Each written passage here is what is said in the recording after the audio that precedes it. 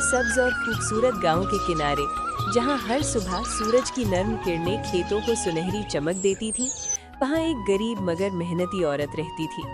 उसका नाम सुमित्रा था। सुमित्रा की जिंदगी आसान नहीं थी।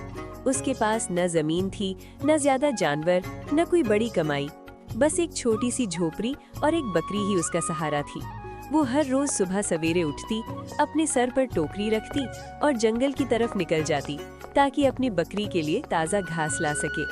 वो न कभी शिकायत करती, न किस्मत को कोसती, बस खामोशी से अपनी मेहनत करती रहती। इसी जंगल में एक पुराना और घना दरख्त था। उस दरख्त पर एक जादुई परिंदा रहता था।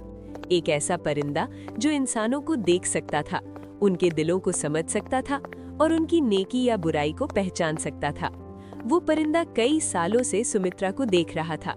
हर रोज बगैर थके, बगैर रुके वो आती, घास काटती और वापस चली जाती। एक दिन जब सुमित्रा हमेशा की तरह घास काट रही थी, परिंदा खुद से बोला, ये औरत वाकई बहुत मेहनती है और दिल की भी साफ है, लेकिन इसकी जिंदगी में खुशी क्यों नहीं? एक बकरी से कितना दूध मिलता होगा? बस थोड़ी सी चाय, फिर ये गुजारा कैसे करती होगी? परिंदा कुछ देर सोचता रहा, फिर उसकी आंखों में एक चमक आई। मैं एक जादुई परिंदा हूँ, क्यों ना मैं इसकी मदद करूँ। मैं गाय बन जाता हूँ, एक ऐसी गाय जो उसे इतना दूध दे कि उसकी जिंदगी बदल जाए। ये सोचकर वो दरख्त से नीचे उतरा और अचानक एक सुनहरी रोशनी फैली।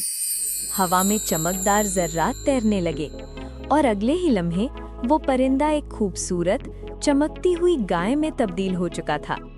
गाय आहिस्ता आहिस्ता सुमित्रा के करीब आई।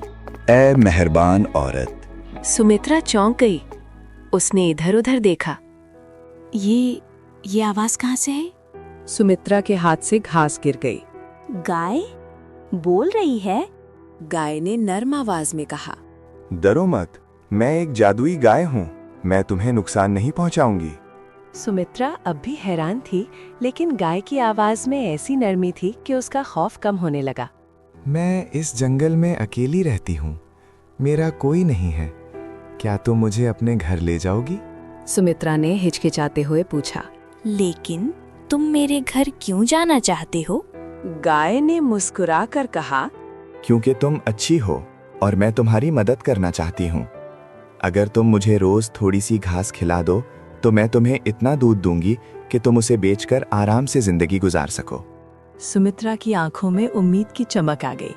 क्या बात है? हाँ, लेकिन एक शर्त है। क्या? लालच नहीं करना, जितना जरूरत हो उतना ही लेना। सुमित्रा ने फौरन कहा, मैं वादा करती हूँ। और यूं सुमित्रा इस जादुई गाय को अपने घर ले आई। घर पहुंचकर जब उसके शौहर रवि ने गाय देखी तो वो हैरान रह गया। ये कहाँ से आई? सुमित्रा ने सारी बात बता दी। पहले तो रवि को यकीन नहीं आया, लेकिन जब उसने अपनी आंखों से देखा कि गाय वाकई बोलती है तो वो भी हैरान रह गया। इसी रात उन्होंने एक बाल्टी रखी और गाय से कहा, अगर तुम वाकई जादुई हो तो हमें थोड़ा सा दूध दे दो। अचानक सुनहरी रोशनी फैली और बाल्टी दूध से भर गई। वो दोनों खुशी से झूम उठे। दिन गुजरते गए, रवि रोज दूध बेचने लगा। उनके घर में खुशहाली आने लगी, लेकिन एक खास बात थी, रवि कभी लालच नहीं करता था।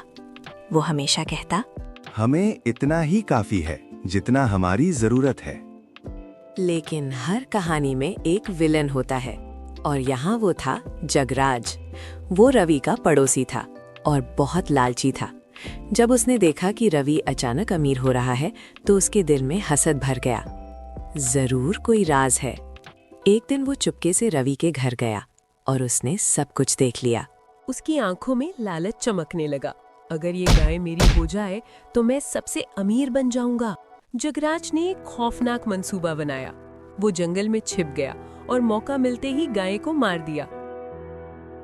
जब रवि ने ये देखा तो वो टूट गया, लेकिन उसे गाय की बात याद आई। वो भागकर दरख्त के पास गया, पत्ते लाया और गाय के सर पर रख दिए। जादू, और गाय दोबारा जिंदा हो गई।